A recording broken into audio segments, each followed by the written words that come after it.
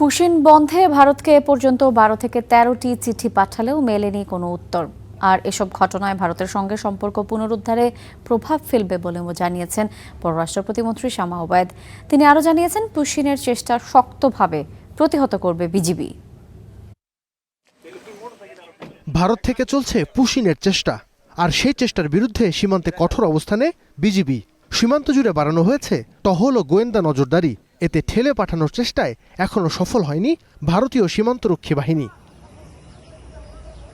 Push in বন্ধে এরই মধ্যে ভারতকে ১২ থেকে ১৩টি চিঠি দিলেও কোনো জবাব পায়নি ঢাকা। পররাষ্ট্র প্রতিমন্ত্রী বলছেন, এসব ঘটনা ভারতের সঙ্গে সম্পর্ক পুনরুদ্ধারে প্রভাব ফেলবে। এই পুশিনের মাধ্যমে যদি তারা করে তাহলে অবশ্যই সেটা আমাদের জন্য ভালো হবে না, এবং সেটা আমাদের যে ভারত এবং বাংলাদেশ সম্পর্ক, যেটা আমরা বলি যে নতুন উচ্চতায় ওঠার চেষ্টা হচ্ছে, এবং ওনারাও একটি প্যারাডাইম শিফটের কথা বলেন, সেই প্যারাডাইম শিফটটা যদি হতে হয় তাহলে এই কাজগুলা যেই ডিপ্লোমেসি আছে, যেই বিদ্যমান প্রক্রিয়া আছে, সেই প্রক্রিয়াটাই আমাদের দুই দেশে অবলম্বন করা উচিত। পররাষ্ট্র প্রতিমন্ত্রী আরও জানান, ভারতে অবস্থান করা অবৈধ বাংলাদেশিদের প্রক্রিয়া মেনেই ফেরত পাঠাতে হবে।